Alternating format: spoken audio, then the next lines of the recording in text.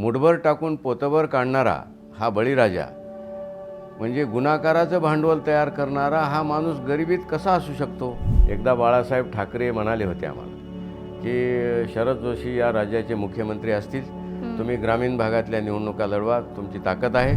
या वर्षीची आकडेवारी अशी आहे, उन्हाळी पॅडी आपण उन्हाळी धान म्हणतो, देशामध्ये लागवड आहे 94 लाख हेक्टरवर आणि एकट्या तेलंगणामध्ये आहे 56 लाख हेक्टरवर. म्हणजे एवढा तेलंगणा 60% धानामध्ये उन्हाळ्यात देशाच्या तुलनेत 60%, म्हणजे पंजाब क्रॉस करू शकतो. त्याच जाग्यावर त्या शिष्टमंडळाला उभा असताना मी चीफ सेक्रेटरीला बोलून घेतलं, 2 ओळीचा GR काढला, त्या 7ही IAS ऑफिसरला हटविलं. ते तारीख आणि आजचा दिवस, विजेमध्ये 1 मिनिटाचा सुद्धा फ्लक्च्युएशन नाही. मला वाटते महाराष्ट्रातही तुम्ही जे बारीक सारीक गोष्टी म्हणाल्या, हे आहे ते आहे, मूड बनला ना लोक सगळ्याला नेऊन समुद्रात बुडीतील, लोकांचं काही नाही. आणि लोकांना जे जनतेला जे करायचं आहे ते करतील. की तुकाराम बरा नाही म्हणून सकारामाला मत द्यायचं, सकाराम बरा नाही म्हणून तुकारामाला द्यायचं, दोघंही सख्खे मावसभाऊच असायचे. हे जे काही चाललं, कारण तिसरा अल्टरनेटिव्ह नव्हता.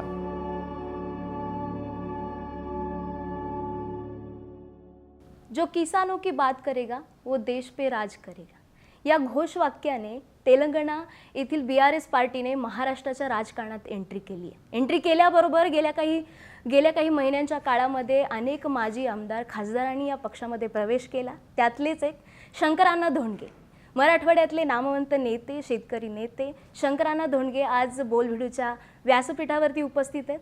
सर, तुमचं खूप खूप स्वागत बोलभिडूमध्ये. आणि आज तुमच्यासोबत आम्ही चर्चा करणार आहेत BRS या पार्टीबद्दल, तुमच्या कारकिर्दीबद्दल. माझा पहिलाच प्रश्न तुम्हाला हा असेल की तुमची कारकिर्द, तुमची राजकारणातली चळवळीतली जी कारकिर्दीची सुरुवातच शेतकरी संघटनेपासून झाली, शरद जोशी या नेत्यांसोबत झालेली. तर तुमचे काय अनुभव आहेत म्हणजे शरद जोशी यांच्यासोबतचे आणि शेतकरी चळवळीतले, ते आजही तुम्ही BRS पार्टीमध्ये गेलेल्या, तोही नेता KCR यांची ओळख शेतकरी नेता म्हणून आहे. तर शरद जोशी आणि KCR यांच्या पर्यंतचा जो प्रवास आहे त्यांच्याबद्दल तुम्ही काय सांगाल? 80च्या दशकामध्ये महाराष्ट्रात पहिल्यांदा शरद जोशींचा उदय झाला आणि एक IAS असलेला व्यक्ती आपली नोकरी सोडून शेतकऱ्याच्या समस्येविषयी काहीतरी मांडणी करतो आहे असं ऐकायला आल्यानंतर आम्ही नुकतंच शिक्षण शिकून त्या काळात शेती करायला लागलो होतो आणि त्यांनी अशा पद्धतीने मांडणी केली की बाबा शेतकऱ्याचं जे काही दारिद्र्य आहे हे त्याच्या नशिबात नाही, त्याच्या दैवामध्ये नाही, तर इथल्या सरकारच्या धोरणामध्ये आहे. आणि त्यामुळे शेतकरी हा गरिबीत आहे, कर्जबाजारी आहे, अशी त्यावेळेसची त्यांची मांडणी होती. आणि ती इतकी नवीन होती, कारण वर्षानुवर्ष पिकल तसं विकल, धारणमरण देवाच्या हातात आहे अशी समजूत घेऊन जगणारा हा आमचा बळीराजा. त्यांना एकदम असं वाटलं की माझं सरकार मला लुटते, असं कसं होऊ शकते. आणि हे वाटल्यानंतर त्यांचं ती मांडणी ऐकायला आम्ही सगळे आकर्षित झालो. त्या काळात, त्या दशकामध्ये जी विशेषतः कृषी क्षेत्रात पदवीधर असणारी आणि शिक्षित मंडळी ही मोठ्या प्रमाणावर शरद जोशींच्या या भूमिकेकडे आकर्षित झाली आणि तिथून हा सगळा प्रवास चालू झाला. आणि स्पष्ट झालं की खरंच शरद जोशी म्हणतात ते सत्य आहे की शेतकऱ्याची गरिबी ही त्याच्या नशिबात नसून इथल्या सरकारने राबवलेल्या धोरणात आहे, सरकारचं ते धोरण ठरवून आहे, असं हे अनेक विषयावरून, अनेक संदर्भावरून ते शेवटी स्पष्टही झालं. नाहीतर मुठभर टाकून पोतभर काढणारा हा बळीराजा, म्हणजे गुन्हाकाराचं भांडवल तयार करणारा हा माणूस गरिबीत कसा असू शकतो. आणि कारखानदार जर 1 किलोचं लोखंड टाकून 1 किलोचं चाक करीत असेल 900 ग्रामचं, त्याला आपण कन्व्हर्शन म्हणतो, रूपांतर करणारा कारखानदार, तो जर दिवसेंदिवस त्याची भरभराट होत असेल आणि गुन्हाकार करणाऱ्याची पिछेहाट आणि कर्जबाजारी होत असेल, तर नक्की शरद जोशी म्हणालेलं सत्य आहे. आणि हे हळूहळू तमाम अगदी अडाण्यातल्या अडाणी शेतकऱ्यांना ही भूमिका पटायला लागली आणि म्हणून आम्ही सगळेजण आकर्षित झालो. अच्छा, त्यानंतरचा कालखंड तुम्ही शेतकरी संघटनेत होतात, त्यानंतर तुम्ही राष्ट्रवादी पक्षात आलात. नाही नाही, शेतकरी संघटनेतही मी मोठ्या जबाबदाऱ्या, मी पहिल्यांदा संपूर्ण शेतकरी संघटनेच्या इतिहासात चळवळीच्या 2 वेळा अध्यक्ष कोणी राहिलं नाही. केवळ मीच एक असा आहे की मी ज्याला आपण प्रांताध्यक्ष म्हणतो, मी 2 वेळा त्या संघटनेचा प्रांताध्यक्ष राहिलो. आणि माझ्याच काळात जी शेतकऱ्याची जी धगधगती आंदोलनं होती, विशेषतः आक्रमक आंदोलन, सरकारला अनेक वेळेला चर्चेला यावं लागलं आणि वाटाघाटीला यावं लागलं, ती माझ्याच कार्यकाळामध्ये ती झालेली होती. आणि सर्वसाधारण तो जो प्रवास होता तसा तो खरतडच होता. आता तुम्हाला आमच्याकडे बघल्या किमान माझे 400 तरी दिवस तुरुंगामधले असतील, किमान 400. म्हणजे एवढं ते आक्रमक आंदोलनं होते. आणि लोकांचा ओघ आणि प्रचंड एवढा होता की एखाद्या घोषणा केली किंवा एखादा कॉल दिला की वारुळातून मुंग्या निघाव्यात अशी माणसं निघायची. आता माणसं आणायची म्हणलं तर राज्यकर्त्याला गाड्या घोड्यां, तुम्हालाही माहीत आहे काय काय व्यवस्था करावं लागते. पण एका हाकेला लाखो लोक जमण्या इतकी शक्ती त्या चळवळीनं तयार केली होती. आणि ठीक आहे, आता ज्या काही अनेक वेळेला त्याच्यामध्ये काही गोष्टी चांगल्या घडल्या, काही गोष्टी समजा कार्यकर्त्याला आम्हाला न आवडणाऱ्याही घडल्या असतील. पण एकूण मला तर वाटते की शरद जोशींनी जी काही शेतकऱ्याच्या बाबतीत तर्कशुद्ध मांडणी केली होती, आजपर्यंत हिंदुस्थानात शेती बाबतीत तितकी तर्कशुद्ध मांडणी कोणालाही करता आला नाही, एवढं मात्र स्पष्ट आहे. आंदोलनाचे तंत्र होते, अनेक वेळेला सरकारला धडकी भरायसारखे. आता झोनबंदी आंदोलन असेल, कापसाचं आंदोलन असेल, म्हणजे एवढी मोठाली आंदोलनं असतील, दुधाचं आंदोलन असेल, ही सगळी आंदोलनं म्हणजे शेतकरी संघटना आंदोलन पुकारले म्हणले की सरकारला फार मोठी धडकी भरायची. कापूस आंदोलनात तर महाराष्ट्रात कुठलीच जेल पुरी झाली नाही. स्टेडियमला जेल करावं लागलं, मोठ्या मोठ्या शाळा घेऊन जेल करावं लागलं. काही जणाचा तर MCR हा गाडीतच, म्हणजे अटक केल्यानंतर गाडीमध्येच त्यांचा 8-8, 9-9 दिवस या जेलमध्ये जाय, तिथं जागा नाही, त्या जेलमध्ये, मग नांदेडला जा, परभणीला नाही तर धुळ्या, पण कुठेच जागा नाही. एवढं लोकांनी प्रचंड त्या आंदोलनाला साथ दिली होती. राजकीय इच्छेशी संबंधित असते. आणि नंतर शेतकरी चळवळीने राजकीय क्षेत्रात उतरण्याचा निर्णय केला आणि एक स्वतंत्र भारत पक्ष स्थापन केला. बऱ्याच जणाला ती भूमिका आवडली नव्हती. आणि अनेक जण म्हणतात, खरं तर सुरुवातीलाच एकदा बाळासाहेब ठाकरे म्हणाले होते आम्हाला की शरद जोशी या राज्याचे मुख्यमंत्री असतील, तुम्ही ग्रामीण भागातल्या निवडणुका लढवा, तुमची ताकद आहे, मी शहर आहे. त्यावेळी शिवसेना ही मुंबईच्या बाहेर पडली नव्हती. खरं तर त्यावेळेसच्या आमच्या नेत्यांनी ते स्वीकारलं. आमची होती मान्यता, आम्ही त्यांना बसल्या बसल्या जागेवर खुणवायचो. पण शरद जोशी हे विद्वान होते, मांडणी करणारे विद्वत्ते होते. पण अनेक वेळेला राजकारणामध्ये कसं असते, राजकारणातल्या ज्या काही गोष्टी होतात, राजकारणाच्या बाबतीत ते कमी होते असं नाही, पण अनेक वेळेला राजकीय निर्णय घेताना जे राजकीय बुद्धी लागते ती आम्हाला कुठंतरी कमी जाणवत होती. आणि त्यावेळी त्यांनी तो प्रस्ताव मातोश्रीवरला आम्ही गेला तो नाकारला.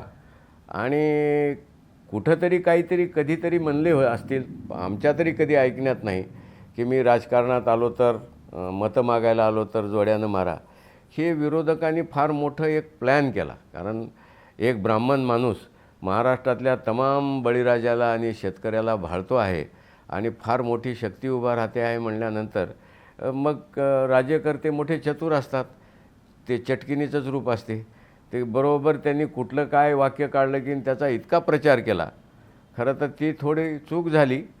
नाहीतरी जे काही शेतकऱ्याचं भलं करायचं आहे ते तुम्हाला राज्य हातात घेऊन ते पॉलिसी किंवा निर्णय त्यांच्या बाजूचे जे काही विरोधातले आहे ते निर्णय बदलून त्यांना दिलासा देण्याचं, त्याचं जीवन सुसह्य करण्यासाठी तुम्हाला आधी राज्यकर्ते व्हावं लागेल. नाहीतरी आंदोलनं करून रोज निवेदनं द्या, रोज कागदं द्या, टँकरची मागणी करा, हरभऱ्याचं खरेदी केंद्र चालू करा, अमकं करा, FRP द्या.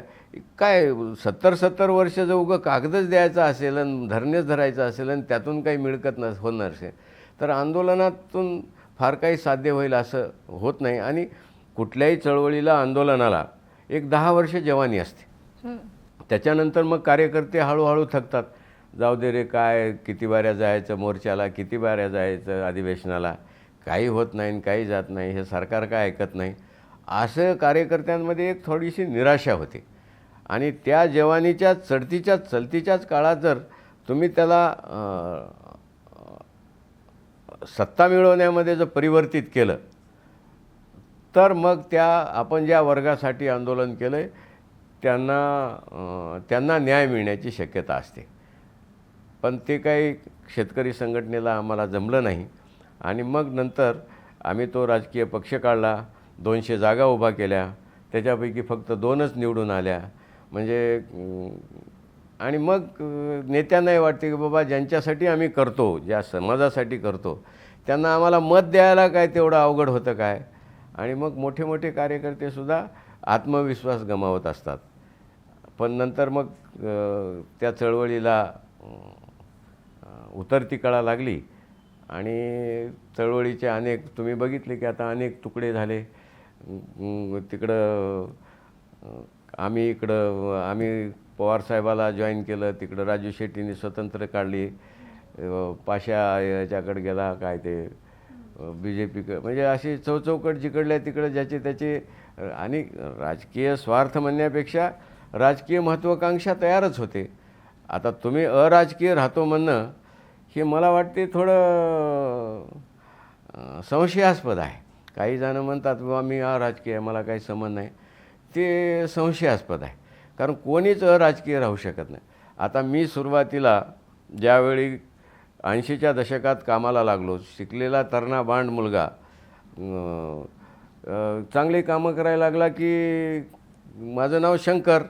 मग गावात चांगले कामं करायला लागले की त्याचं नाव हळूहळू शंकरराव होते. शंकरराव झाले की मग तालुक्याचा पुढारी त्याला अरे ते शंकररावला बोलवा, फार चांगलं काम चालू आहे म्हणतात. मग त्याची तालुक्यालाही ओळख होते. मग गावातले म्हणतात वा हे पोरगं चांगलं काम करायला, याला यावेळा सरपंचकीला उभा करा. झालं त्याचं सरपंचकीला उभा, लोक निवडून देतात. सरपंच झाला की लगेच पुढाऱ्याच्या गाडीत बसायला पुढारी म्हणतात अरे चला राव, तुमची फार चांगली किंमत आहे, आमच्या संघ प्रचार. म्हणजे राजकारण सोडून घरात आणि लोकशाहीमध्ये कसं असते, तुम्ही ज्या विषया आधारित राजकारण करता की बाबा शेतीमालाला उत्पादन खर्चावर रास्त भाव मिळणे ही आमची मुख्य मागणी आहे आणि ती सरकारने मान्य करावी, ते सरकार जाणीवपूर्वक देत नाही. हे विषय जितका सायंटिफिक म्हणजे अगदी अर्थशास्त्रीयरित्या गावातल्या गावातल्या शेतावर जनावरं वळणाऱ्या शेतकऱ्याच्या गळी उतरायचा असेल तर निवडणूक ही प्रक्रिया मोठी अभिसरणाची असते. त्याही काळात हा विषय आपण जर घेऊन गेलो तर लोकांपर्यंत पोहोचण्याचं ते एक माध्यम असते. पण राजकारणापासून दूर असं काही मला वाटते ते म्हणायच्या आणि बोलायच्या गोष्टी असतात बरेचजण. कारण शेवटी सगळे रस्ते रोमलाच जातात. आपण सगळा जगाचा इतिहास बघितला आहे. आणि अशा पद्धतीनं चळवळीचे 2 दशक आणि मी तर म्हणतो धगधगते तेवढी मोठी धगधगती चळवळ 2 दशक आणि ती अर्थकारणावर आधारित, विषयावर आधारित, सिद्धांतावर आधारित, वस्तुवादावर आधारित. म्हणजे बाकी भाकड काहीच नाही. आता बाकीच्या चळवळी सकाळी एक बोलतात, दुपारी एक बोलतात, संध्याकाळी काय बोलतात त्याचं त्यांनाच माहिती नसते. अशा पद्धतीनं अगदी एका सुताचं जसं घोंगडं राहते, एका सुतानं ओनलीने आणि एकाच भूमिकेने वस्तुवादी, सिद्धांतवादी ही चळवळ 2 दशक या महाराष्ट्रावर भल्या भल्यांना घाम आणणारी, भल्या भल्यांच्या राजकारणाला सुरुंग लावणारी, थोडं जर कदाचित आता असं इतिहासात म्हणजे थोडं जर आम्हाला राजकीय शहाणपण आम्हाला असतं तर हे आता दिसालेल्या इमारती कवाच जमीनदोस्त झाल्या असत्या. पण ते जमलं नाही. आणि नंतर मग एक शेतकऱ्याचा एक चेहरा महाराष्ट्रातल्या राजकारणातला म्हणून पवारसाहेबासोबत आम्ही आमचे काही सहकारी त्यांच्यासोबत नंतर त्यांच्यासोबतही 20 वर्ष काम केलं. तिथंही आम्ही वेळोवेळी शेतकऱ्याच्याच प्रश्नाचा आग्रह धरला. कर्जमुक्तीसाठी असेल, आता मध्ये ते जे काही मनमोहन सिंग साहेबाच्या काळात जे झाली त्यावेळी आम्ही पवारसाहेबाला म्हणलं होतं की काही नाही 3 लाख कोटीचं कर्ज आहे देशाच्या शेतकऱ्यावर, तेवढा प्रस्ताव द्या. मनमोहन सिंग तुमचं ऐकतात, तुमचे गावोगाव घरोघर फोटो लागतील, बळीराजा कर्जातून मुक्त होईल. पण आता त्यांच्या काही राजकीय अडचणी असतात. बरं त्यांना तरी काय म्हणावं, महाराष्ट्रानं त्यांच्यावर इतकं प्रेम केलं की कधी 8-9 खासदाराच्या वरी, आणि तिथं दिल्लीत मुंडक्याला महत्त्व राहते, म्हणजे ते तरी शेवटी त्यांच्याही काही राजकीय अडचणी असू शकतील. पण ज्याला शेतकरी आणि शेती प्रश्नाचे मूलभूत प्रश्न म्हणतात, कळीचे नाही आणि तत्कालिक नाही, मूलभूत प्रश्नाला त्यांनासुद्धा फारसा हात घालून किंवा त्यांनासुद्धा ते आता KCR साहेबांनी ज्या पद्धतीने केलं आहे ते बघता त्यांनासुद्धा एकेकाळी आम्हाला असं वाटते की ते फार मोठे नेते होते, करण्याची त्यांना कळत नाही अशातला भाग तर अजिबात नाही. सगळं शेतीतलं कळते, राज्यातला खडा ना खडा माहिती आहे. पण एवढ्या संपन्न राज्यामध्ये आणि एवढा जाणकार नेता असताना सगळ्या देशात शेतकऱ्याच्या आत्महत्या महाराष्ट्रात होतात, याला काही सोल्युशनच नव्हतं का, की ते काढायचं नव्हतं? या बाबतीत आमच्यासारख्या कार्यकर्त्याच्या मनात मात्र शंका राहते, जे सोल्युशन KCRनी काढलेलं आहे. पण काही असो, इतराच्या तुलनेमध्ये किमान शेतकऱ्याचं म्हणणं ऐकून घेणे, शेतकऱ्याच्या तत्कालिक प्रश्नावर तात्काळ भूमिका घेणे, म्हणजे लगे मदतीच्या बाबतीत, केंद्राकडून आणण्याच्या बाबतीत पवारसाहेबांनी त्यांच्या परीनं जे करता येईल ते नक्की केलेलं आहे. त्यांना आपण नाकारायचं काही कारण नाही. पण आज ज्या पद्धतीनं तेलंगणाने अगदी म्हणजे 10 वर्षापूर्वीचं बेचिराग राज्य असताना, ज्यावेळी त्यांनी ते राज्य स्वतंत्र हातात घेतलं, त्यावेळी तिथलं स्थलांतर सगळ्या देशात मोठं होतं. लाईटची समस्या, पाण्याची समस्या, म्हणजे सगळ्या समस्येने त्यांचा एक तेलंगणातला महबूबनगर जिल्हा तर पुरा मुंबईत जाऊन बसला, म्हणजे हजारो लोकांचं पलायन होतं. आणि अशा अवस्थेत त्या राज्याला हातात घेतल्यानंतर आज त्या नेत्यानं देशात टॉप नंबर 1 वर घेतले. हे मात्र आमच्या राज्यातल्या या नेत्यांना नक्की करता आलं असतं असं आमचं म्हणणं आहे, आणि ते म्हणणं संयुक्तिकही आहे असं आम्हाला वाटते. पण ते करता आलं नाही. आणि म्हणून तुम्ही जो विषय घेतला की KCRचा सुरुवातीला, की महाराष्ट्रात एंट्री मध्यंतरीच्या काळात जी आपल्या यवतमाळ आणि नांदेडच्या सीमालगतची जी गावं आहेत, मध्ये तुमच्या कानावर आलं असेल की तिथं शेतकऱ्यांना वीज मोफत, गुणवत्तेची वीज मोफत मिळते, तिथं शेतीला पाणीपट्टी नाही, तिथं दरवर्षी पेरणीला खरीपाला 5,000 आणि रब्बीला 5,000 असे एकूण एकरी 10,000 रुपये अनुदान मिळते, आणि तेही एकराची मर्यादा न घेता मिळते.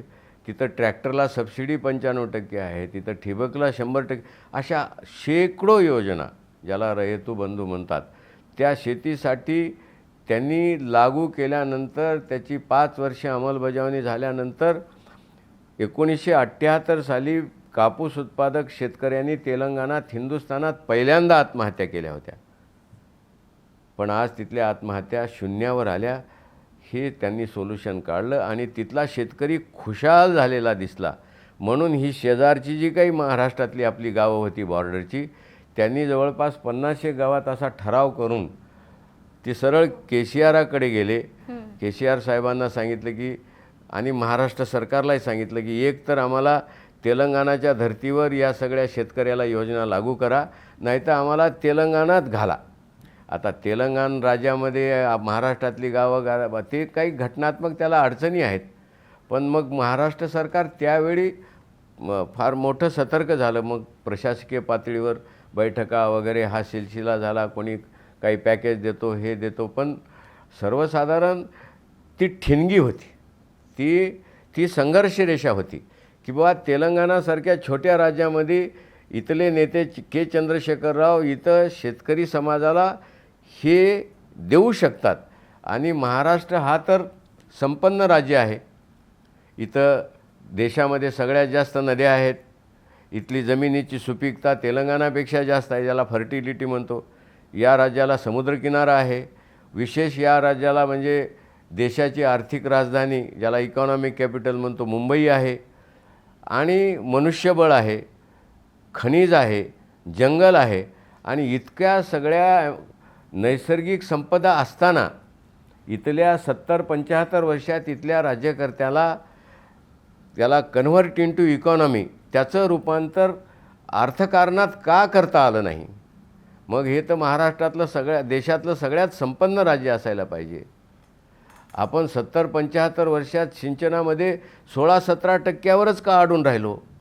आपल्यानंतर 10% आत असलेला तेलंगणा हो 42% सिंचनावर का जाऊ शकतो? ते कशामुळं जाऊ शकतो? असे अनेक प्रश्न आहेत. एक प्रश्न नाही. पण सर, मी याच प्रश्नाला धरून विचारते की फक्त या पट्ट्यातल्या गावकऱ्यांचा जो प्रस्ताव होता की आम्हाला तेलंगणात समाविष्ट करा म्हणून ते KCRकडे गेले, हाच एक धागा पकडून BRS पार्टी महाराष्ट्रात येते का? मग महाराष्ट्रच निवडण्यामागे जे तुम्ही आता बोलताय अर्थकारण आणि शेतीचं कारण, तर तेवढंच एक कारण आहे का? पण महाराष्ट्र हेच राज्य निवडण्यामागे काय कारण असेल किंवा काय राजकारण, काय रणनीती असेल, त्या बाबतीत तुम्ही सांगाल तर? समजा सीमालगतच्या गावांनी ती भूमिका KCR साहेबाकडे घेतलं हे सिग्निफिकंट आपण समजू, निमित्त समजू. ओके. पण एकूण आपल्यासारख्या सामान्य कार्यकर्त्याला सुद्धा आजचं महाराष्ट्रातलं राजकारण कळते. मला तर असं, मी काय फार राजकीय तज्ज्ञ नाही, मी ॲक्टिव्हिटिस्ट आहे, पण जे राजकीय तज्ज्ञ म्हणतात की स्वातंत्र्यानंतरच्या कालखंडामध्ये आजची महाराष्ट्रातली राजकीय स्थिती, नेते अस्वस्थ आहेत, कार्यकर्ते अस्वस्थ आहेत, जनता अस्वस्थ आहे. म्हणजे अस्वस्थता आणि संभ्रमता म्हणजे इतकी महाराष्ट्रामध्ये यापूर्वी कधीच आली नव्हती. आणि या संभ्रमतेमुळे, अस्वस्थतेमुळे अगदी नळावर भांडून घेतल्यासारखे टी व्हीवर नेते भांडून घेतात. म्हणजे इतकं प्रदर्शन, म्हणजे सर्वसामान्याला हिनकसपणे हीन वाटावं असं प्रदर्शन. थोरथोर नेते जेव्हा ज्यांच्या हाती 70 वर्ष आलटून पालटून सगळ्यांना सत्ता या जनतेने महाराष्ट्रातल्या दिली, त्यांचं आजचं प्रदर्शन, वागण्याचं, बोलण्याचं, या कामकाज करण्याचं आजचं प्रशासकीय दृष्ट्या हे बघून कदाचित हे टायमिंग पकडून कदाचित तेही राजकीय नेते आहेत आणि ते तर 2 वेळा राज्याचे मुख्य आणि चळवळ आंदोलन करून राज्य मिळवून बेचिराग राज्य करून देशात GDP नंबर 1, देशात पर हेड कॅपिटल म्हणजे दरडोई उत्पन्नात ते सगळ्यात पुढे महाराष्ट्राला क्रॉस केलं त्यांनी. म्हणजे आपलं माझ्या माहितीप्रमाणे अंदाजे 268 असेल, तो ते 316 आहे. म्हणजे हे काही जादूगिरी नाही. याला एक तर मेहनत करावं लागते, कष्ट करावं लागते, वाहून घ्यावं लागते. हे सगळं केलेल्या माणसाला जर इथली स्पेस लक्षात न येणं हे साहजिक आहे. कदाचित महाराष्ट्रातल्या राजकारणातली स्पेस त्यांना लक्षात आली असेल. आणि आम जनता, आता नेते कसं असतात, नेत्याचे अनेक घोंगडे अडकलेले असतात, त्याला पक्षाची तुतरी वाजवावं लागते, पक्षानं काही मदत केलेली असते, त्याच्यामुळं ते किती रट्टे पक्षानं मार दिला तरी तिथंच लोळत राहतात. पण सक्षम पर्याय दिसला की तेही कपडे बांधायला चालू करतात, ते काही विषय नाही. कदाचित ही स्पेस किंवा ही परिस्थिती KCR साहेबांना राज्यातली लक्षात आली असेल आणि म्हणून त्यांनी महाराष्ट्रात पहिली एंट्री केली. जसं महाराष्ट्रामध्ये 288 मतदारसंघामध्ये आमचे समन्वयक 1 महिना झालं कमिट्या आणि पदाधिकारी निवडण्याचं काम करत आहेत, तसंच त्याच धर्तीवरचं काम त्यांनी MP मध्ये चालू केलं आहे. आणि MP मध्ये तर मला वाटते त्यांच्या म्हणण्याप्रमाणे महाराष्ट्रापेक्षाही स्पेस जास्त आहे, म्हणजे बॅकवर्डपणा जास्त आहे असं त्यांचं मत. छत्तीसगडमध्ये काम चालू केलं आहे, कारण राष्ट्रीय पक्षाची मान्यता मिळूनच त्यांना आणखी 7-8 महिने झाले. त्याच्यामुळं ते अबकी बार किसान सरकार ज्या अर्थानं म्हणालेत, तर ते दिल्लीवर नजर ठेवून आहेत असं आम्हाला वाटते. मग दिल्लीपर्यंत पोहोचण्यासाठी पहिलं म्हणजे तेलंगणानंतरचं सीमेलगतचं राज्य म्हणजे महाराष्ट्र निवडला. आणि महाराष्ट्राचं विमानतळ चांगलं आहे. दिल्लीवर मिसाईल जायला महाराष्ट्राचं विमानतळ सोयीस्कर आहे. हां, रसद चांगली मिळते. नाही, मी बाकीचं रसद म्हणत नाही, हे विमानतळ चांगलं आहे. अच्छा, इथून थेट मिसाईल दिल्लीवर जाऊ शकते. म्हणूनच महाराष्ट्र निवडला. आणि म्हणून असं त्याचं एकच कारण म्हणून म्हणता येणार नाही. इथल्या बळीराजाच्या, इथल्या तरुणाच्या, इथल्या शेतकऱ्या, इथल्या जनतेच्या समस्या बघा ना तुम्ही. हां, प्रगत राज्य म्हणताना जर त्या राज्यानं तिथलं दरडोई उत्पन्न 316 केलं असेल, म्हणजे ते राज्य एकेकाळी महाराष्ट्राला असं मान वरी करून बघत गेले, आता ते राज्य आपल्याला मान खाली करून बघायची वेळ आहे. म्हणजे त्यांनी मेहनत यांना का करता येईल? त्यांचं बजेट 3 लाख कोटीवर गेलं, आपण 5 लाख कोटीवरच का अडकलो? आपलं किमान 12-13 लाख कोटीवर जायला पाहिजे होतं. मग कुठंतरी दाल काळी आहे, काय म्हणतात ते, दाल में कुछ काला है. आणि 5-6 कोटी लाख बजेट जर वाढलं असतं तर अनेक सोशल वेलफेअर स्कीम, काही विकासाच्या योजना, अनेक गोष्टी करता आल्या असताना. आता मी परवा एक आम्हाला विदर्भात भाजपाचा नेता भेटला. मी त्याला म्हणलं, अरे तुमचे मुनगंटीवार साहेब आणि देवेंद्रजी सभागृहामध्ये पाणी पिऊ पिऊ किती भाषणं केले असतील, घसे कोरडे होऊन विदर्भाच्या सिंचन अनुशेषावर किती भाषणं केले, पण तुमचं दिल्लीपासून गावापर्यंत सरकार 10 वर्षापासून आहे. 10 वर्षात उगा 10 TMC तरी पाणी तुम्ही अडवलं काय विदर्भात? नाही नाही, आमचं ते राजकारण होतं. म्हणजे काय शरम आहे की काय? त्या माणसानं 100 TMC पाणी अडवलं नाही, उचललं. काळेश्वरम नावाचा जो प्रकल्प आहे तो खरंच म्हणजे वर्ल्ड टेक्नॉलॉजी आहे आणि भारतातलं ते आश्चर्य आहे. तेवढं उचललं, वितरण केलं. किती? 4 वर्षात. आमचे 40-40 वर्षे प्रकल्प 2-2, 4-4 TMCचे पडून आहेत. कुठलाच प्रकल्प पूर्ण होत नाही. त्याच्या म्हणजे 10 कोटीचा प्रकल्प आता 1000 कोटीवर, 500 कोटीवर जातो. इतकी झाली तरी ते सिंचनाचे प्रकल्प. म्हणजे याचा अर्थ तुमचा गोल ते नाही, तुमच्या राज्यकर्त्याचा गोल ते नाही. त्यांनी ते पाणी पोचविलं. या वर्षीची आकडेवारी अशी आहे, उन्हाळी पॅडी, आपण उन्हाळी धान म्हणतो, देशामध्ये लागवड आहे 94 लाख हेक्टरवर आणि एकट्या तेलंगणामध्ये आहे 56 लाख हेक्टरवर. म्हणजे एवढा तेलंगणा 60% धानामध्ये उन्हाळ्यात, देशाच्या तुलनेत 60%, म्हणजे पंजाब क्रॉस करू शकतो. हे काही झालं तरी हे कर्तबगारी आहे. ते महाराष्ट्रातल्या नेत्याला कुण्याही पक्षाच्या नक्की करता आलं नाही आणि हीच BRSची संघर्ष रेषा आहे. तुम्हाला म्हणायचं आहे, जे आता तुम्ही तुमच्या कारकिर्दीमध्ये 2 नेत्यांसोबत काम केलं, शरद जोशी मग शरद पवार, आता तुम्हाला वाटतं की जे या नेत्यांकडनं साध्य झालं नाही ते KCR यांच्याकडनं साध्य होईल महाराष्ट्रात? नाही, होईल हे भविष्यकाळ झाला. त्यांनी ते करून दाखवलंय, प्रत्यक्ष करून दाखवलंय. तेलंगणा राज्यामध्ये आणि महाराष्ट्राच्या राज्यामध्ये फरक आहे लोकसंख्येपासून ते सगळे. मग इथली आव्हानं BRS पार्टीसाठी जी असतील, जे योजना आहेत, तुम्ही रायतू बंधूपासून ज्या योजना म्हणता, दलित बंधू आहेत, अनेक योजना, 400 अनेक योजना आहेत, मग ते तेलंगणा मॉडेल महाराष्ट्रात वर्कआउट होईल का? ते वर्कआउट करण्यासाठी तुम्ही काय वेगळी स्ट्रॅटेजी? नाही, मला स्पष्ट म्हणायचं आहे, एक हे जो काही अपप्रचार आहे लोकसंख्येचा वगैरे, उलट मी अगोदर सांगितलं की महाराष्ट्राची जी काही फिजिबिलिटी, म्हणजे जी काही रचना आहे, भौगोलिक रचना आहे, ती तेलंगणापेक्षा 10 पट चांगली आहे. या योजना लागू करायला उलट तेलंगणापेक्षा सोप्या आहेत.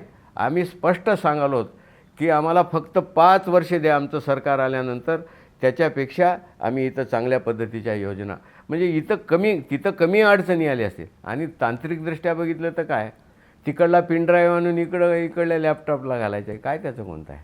हां, करायचं, तुमची इच्छाशक्तीच असेल, काय अडचण येणार आहे?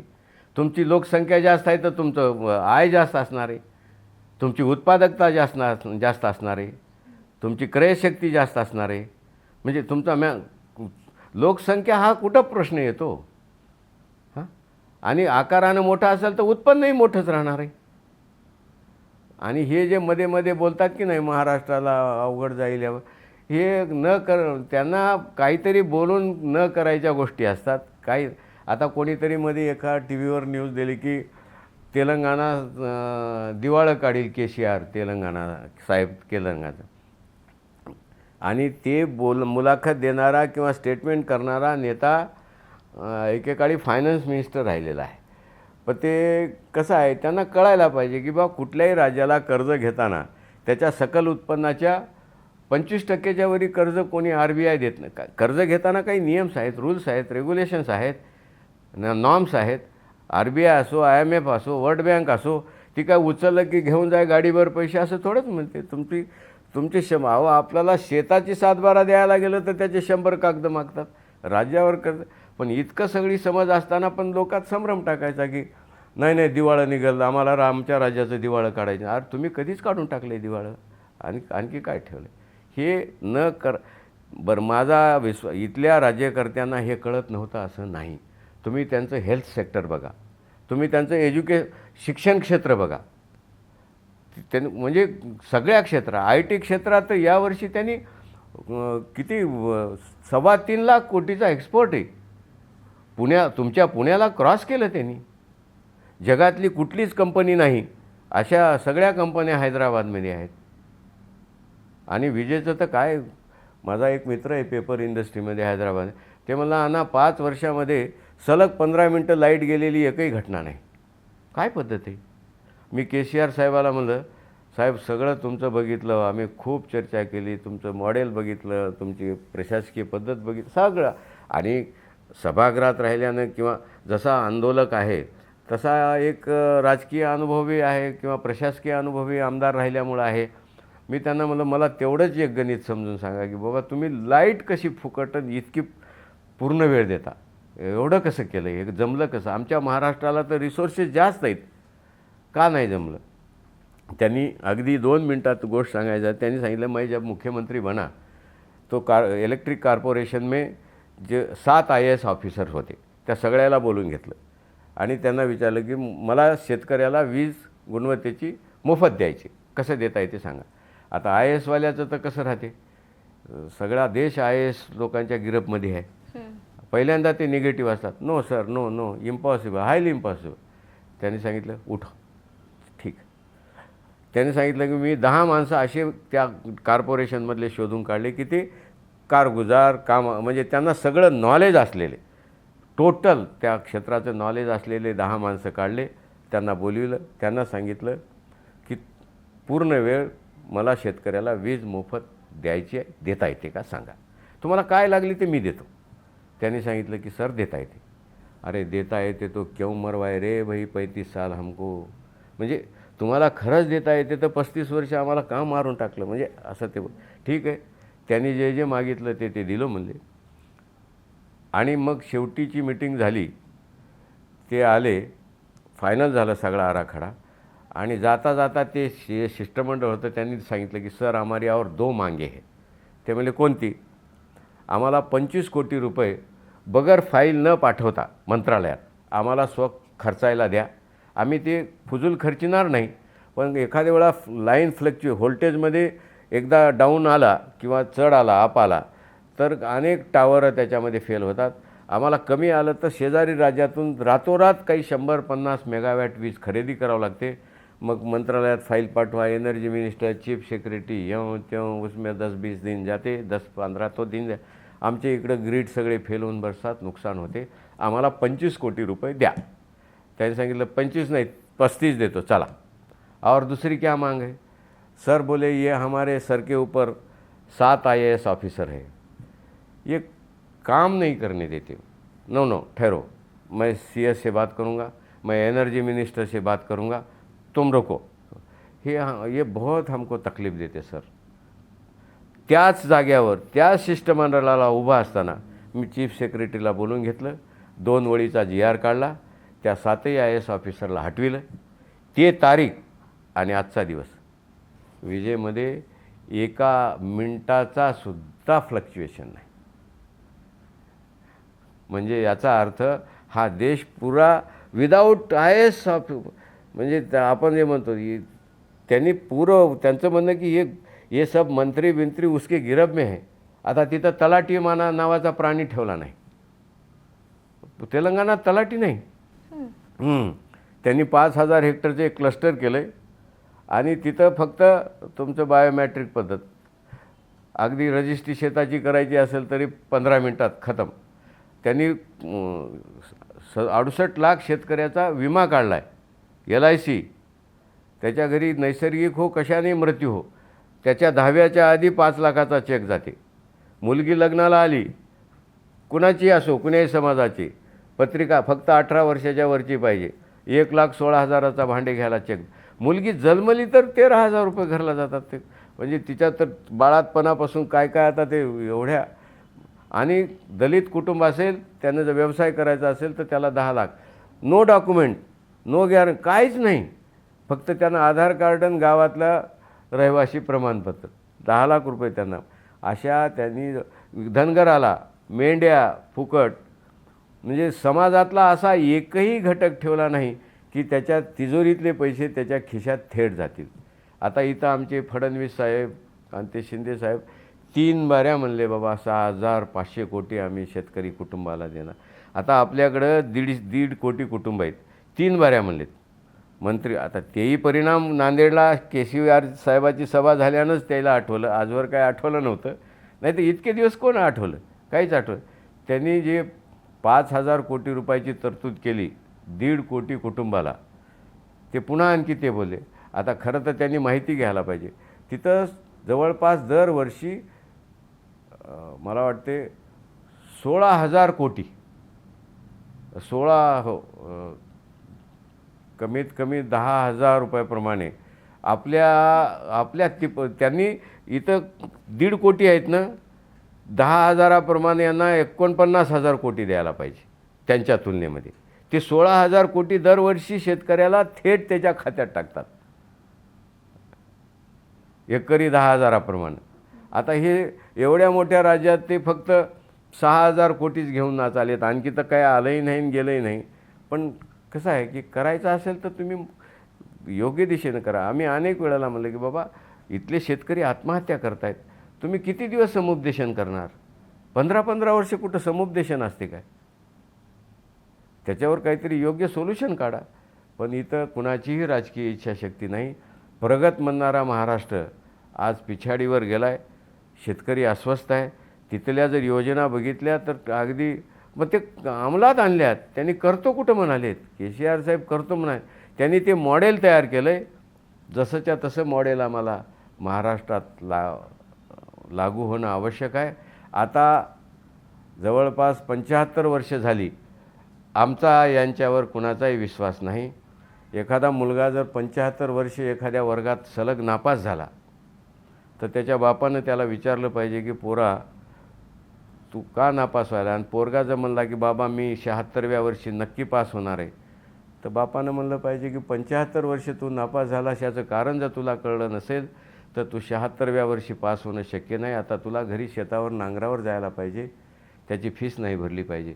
यावर्षी आता आपकी बार किसान सरकार फीस नाही भरणे, आता कोणी भरणार नाही. आणि लोकांमध्ये इतकं मोटिवेशन आहे की म्हणजे अक्षरशः आता काय सांगायचं. म्हणजे मी माझ्या 4 दशकाच्या आयुष्यात चढ उतार बघितले, JPच्या चळवळीपासून अनेक अवस्था बघितल्या, पण सामान्य माणसामध्ये इतकी ऊर्जा आणि इतकी एनर्जी मी यापूर्वी कधी बघितली नाही.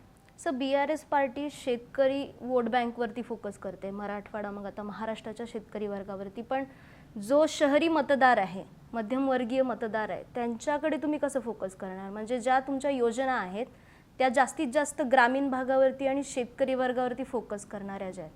पण हे मॉडेल शहरी भागात तुम्ही कसं वर्कआउट करणार? कारण की फक्त शेतकरी वोट बँक मिळून चालणार नाही तुम्हाला. शहरी भागातला वोट बँक खेचण्यासाठी पक्षाकडे काय योजना किंवा काय रणनीती आहे? शेतकरी हा सिग्निफिकंट आहे, कारण तो बेस आहे. म्हणजे याचा अर्थ तेलंगणामध्ये शहरांचा विकास झाला नाही असं नाही, हा बेस आहे. आणि संपूर्ण आता तुम्ही हैदराबाद सिटी बघा, कोणतंही तेलंगणातलं शहर बघा, हे कसं असते एकमेकात कनेक्टेड असते. आपण शहरी निश्चित काही शहरी प्रश्न काही वेगळे असतील कायदा आणि सुव्यवस्थेच्या बाबतीतले, पण आर्थिक कारणातले प्रश्न एकच असतात. गावं समृद्ध झाले की ते शहरं समृद्ध होतात.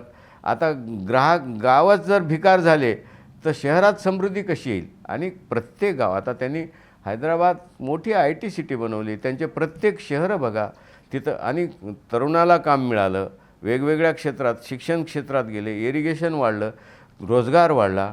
आता जे तेलंगणा सोडून गेले होते ते तर आले, पण 12 राज्यातले लोक येऊन आता तिथं पोट भरतात आजूबाजूचे सगळे. म्हणजे कसं असते, विकासाचं एक चक्र असते. आपण त्याला ठीक आहे वेगळं अमकं तमकं म्हणतो, पण ते एकमेकात कनेक्टिंग असते. शहरं कशावर असतात? तुमच्या ग्रामीण अर्थव्यवस्थेवर असतात. ग्रामीण अर्थव्यवस्था जर ती सुधारली, आज मी सांगितलं ना, आज देशात टॉपवर आहे त्यांची, GDP सगळ्यात मोठा आहे. सिंचनामध्ये ते किती मजल मारली त्यांनी.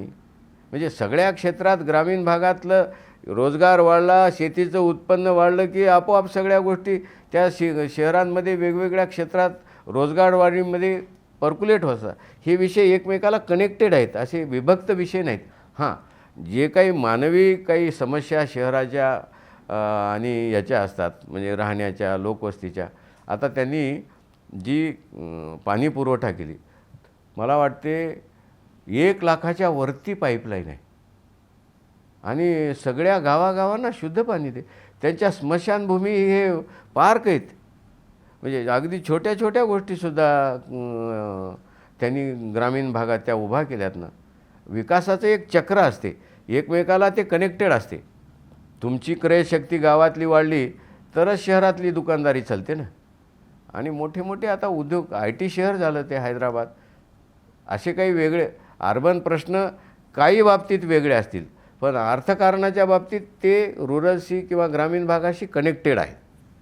त्यामुळं आणि तिथले काही शहरी प्रश्न थोडेच हे. आता तुम्ही बघा, एवढ्या सगळ्या उलतापालती झाल्या 5 वर्षात, कुठं या 5-6 वर्षात हैदराबादसारख्या सेन्सिटिव्ह शहरामध्ये कुठं काही सामाजिक कलह झाला आहे? अजिबात. उलट तिथला होम मिनिस्टर मुस्लिम समाजाचा आहे. पण तरीही म्हणजे कायदा आणि सुव्यवस्था कसं असते, आर्थिक सुबकता आली की पुढच्या अनेक गोष्टी या आर्थिक सुबकता गेली की कलह आणि भांडणंचा, म्हणजे घरात काही नाही गेलं, जसं बायाचे भांडणं होतात तशातलाच भाग आहे. आर्थिक दुरावस्था झाली की कलह, कुठल्याही कारणावरून कलह होतात. तर या सगळ्या राजकारणात तुम्ही म्हणताय की ही स्पेस KCR साधतील, पण तुम्हाला वाटते की असे अनेक पक्ष नव्याने, जुने किंवा इतर शेजारील राज्यांमधले महाराष्ट्राच्या राजकारणात येतात, ही पोकळी भरून काढायचा प्रयत्न करतात, शेतकऱ्यांचे प्रश्न पुढं करून राजकारणात यायचं बघतात, पण KCR यांचं मॉडेल आणि BRS हे पार्टी इथे सक्सेसफुल होईल का? भारतीय राजकारणामध्ये अनेक वेळेला कॉम्प्लेक्स मल्टिप्लिकेशन झालेलं बघितलं. जयप्रकाश नारायणच्या आंदोलनानंतर तुम्ही अनेक वेळेला स्थित्यंतरं बघितलीत आणि त्यावेळी लोकांचा मूडही बघितला आहे. ज्यावेळी लोकांचा मूड बनतो त्यावेळी लोक काही पाहत नाहीत. इथं किती पार्ट्या आहेत हा भाग महत्त्वाचा नाही. लोकांच्या मनात आलं तर लोक त्याला कॉम्प्लेक्स मल्टिप्लिकेशन म्हणतात. 2 गुणिले 2 4 तर नेहमीच होतात, पण 2 गुणिले 2 भारतीय राजकारणात केव्हा 4 लाख होतात, केव्हा 4,000 तुम्ही बघितले. आणि सेम सिच्युएशन इथं आहे. इथं किती पार्ट्या राजकारणात आहेत, कोण हिमालयाएवढे नेते आहेत आणि काय काय आहे, लोकाचा मूड बनल्यावर लोक पाहत नाहीत. लोक पाहतात की यांनी केलं आहे. मी सगळ्या अवस्थेतून आलेला 4 दशकाचा कार्यकर्ता आहे. मी सगळ्या अवस्था बघितल्यात, JPच्या चळवळीपासून बघितल्यात. लोकांनी मूड जर बनवला तर आता कसं आहे, पंजाबामध्ये काय आपचं सगळं नेटवर्क घरोघर होतं असं काहीच नाही, पण प्रकाश सिंग बादलासारखे घराने लोकांना रातोरात उकडून टाकून दिले ना. लोकांचा मूड बनला की लोक काही पाहत नाहीत. मला वाटते महाराष्ट्रातही तुम्ही जे बारीक सारीक गोष्टी म्हणाल्या, हे आहे ते आहे, मूड बनला ना लोक सगळ्याला नेऊन समुद्रात बुडीतील. लोकांचं काही नाही आणि लोकांना जनतेला जे करायचं आहे ते करतील.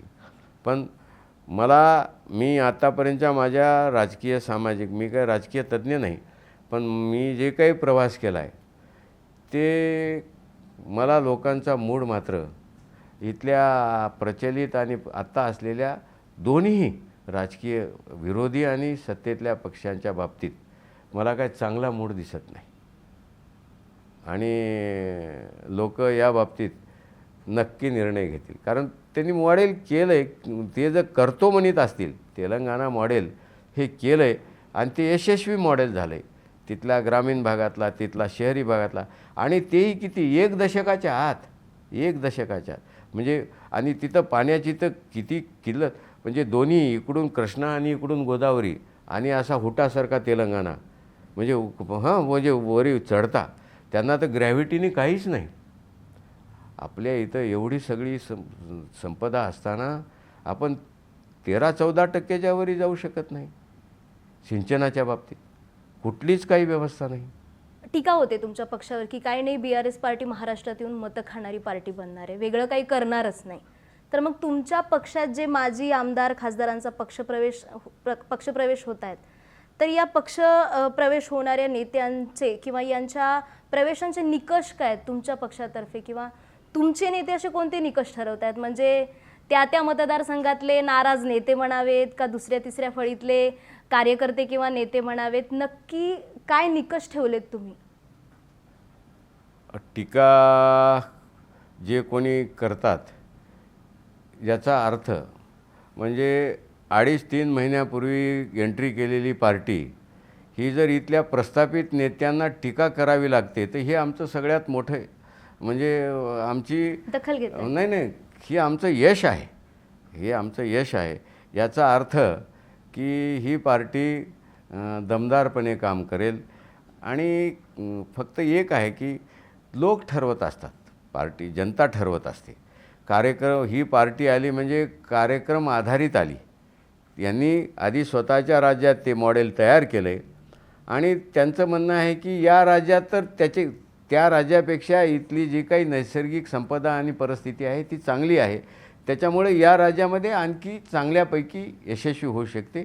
इतकं साधं अर्थकारण, राजकारण, साधं गणित मांडून ते इथं सांगितलं. कारण एवढ्या मोठ्या संपन्न महाराष्ट्रामध्ये दर दिवशी जर 10 शेतकरी आत्महत्या करत असतील तर मग तुमचं काय कार्यकर्तृत्व आहे?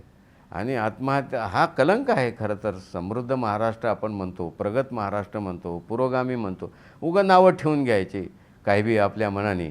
आणि कर्तृत्वाच्या बाबतीत इरिगेशनच्या सगळ्या आघाडीवर आपण आता मागे पडतो आहे आणि हा कार्यक्रम जनतेला आवडते आहे.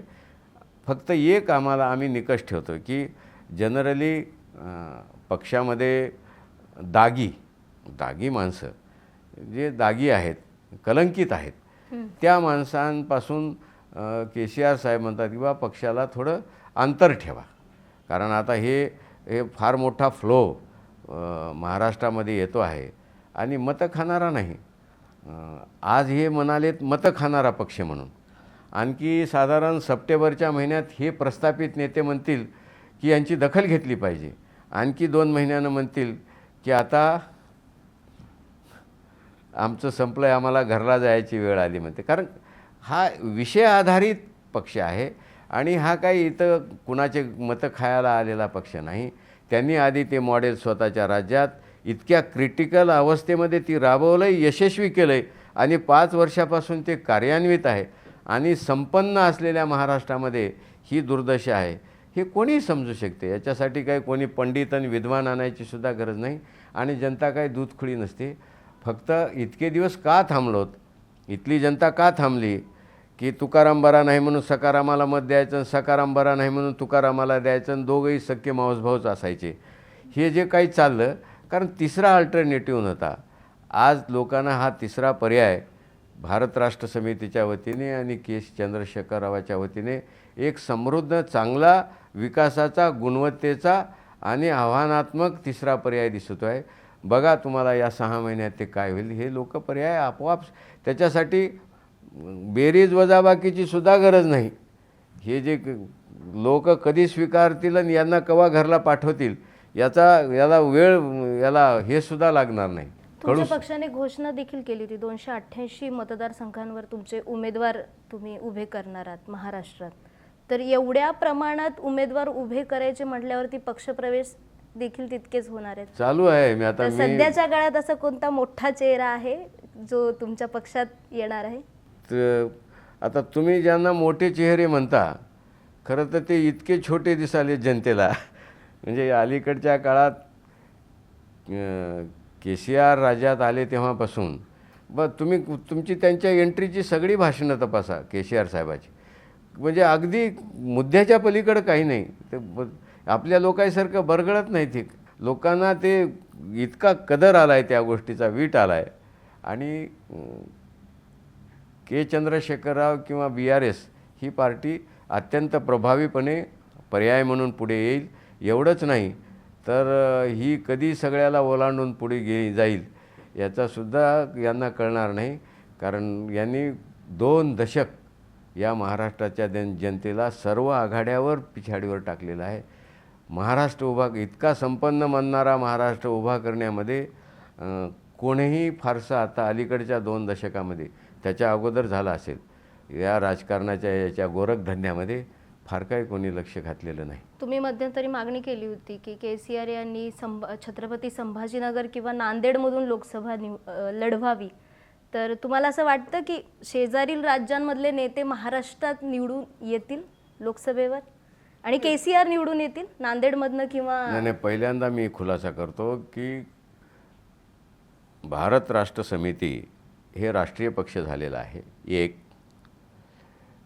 KCR महाराष्ट्रातच नाही तर देशातल्या कुण्याही राज्यातल्या कुण्याही मतदारसंघात आपल्या भारतीय घटनेप्रमाणे ते निवडणूक लढवू शकतात.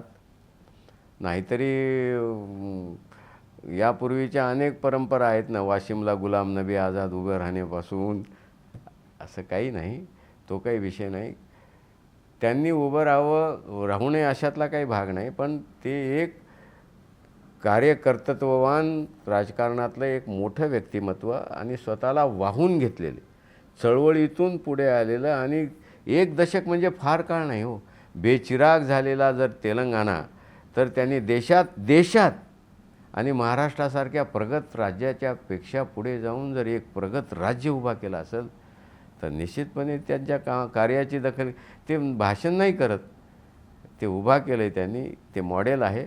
ते कुठेही उभं राहिलं तर त्यांचं स्वागत आहे. महाराष्ट्रात उभं राहिलं तरी काही आम्ही त्यांना सांगितलं की बाबा ते उभं राहिलं तरी उलट आणखी महाराष्ट्रातल्या निवडणुकीला एक नैतिक बळ येईल. असं काही नाही, ते कुठेही उभं राहते. ते चंद्रशेखर म्हणजे एक विकासाचा मूर्तिमंत मॉडेल आहे. ते एक फिगर आहे. तर सर धन्यवाद. तुम्ही BRS पार्टीबद्दल, KCR या नेत्यांबद्दल आणि तसेच तुमच्या कारकिर्दीबद्दल बरीच माहिती दिली. तर महाराष्ट्राच्या राजकारणात BRS पार्टीने घेतलेली एंट्री, त्यांची वाटचाल आणि तसेच त्यांनी घेतलेले शेतकऱ्यांचे मुद्दे, या सगळ्या प्रश्नांवर आणि या सगळ्या मुद्द्यांवर KCR यांची पार्टी नक्कीच यशस्वी वाटचाल करेल. आमच्या शुभेच्छा आहेत. पण तुम्हाला काय वाटतं, अशा अनेक पक्ष आलेत राजकारणात, महाराष्ट्राच्या राजकारणात, जे शेतकऱ्यांचे मुद्दे घेऊन राजकारण करत आले, निवडणुका लढवत आले, पण KCR यांची पार्टी नक्कीच वेगळी जादू दाखवेल का? तुमच्या प्रतिक्रिया आम्हाला कमेंट करून नक्की कळवा. आणि अशाच माहितीपर मुलाखती जाणून घेण्यासाठी बोलबिडू यूट्यूब चॅनलला सबस्क्राईब करायला विसरू नका.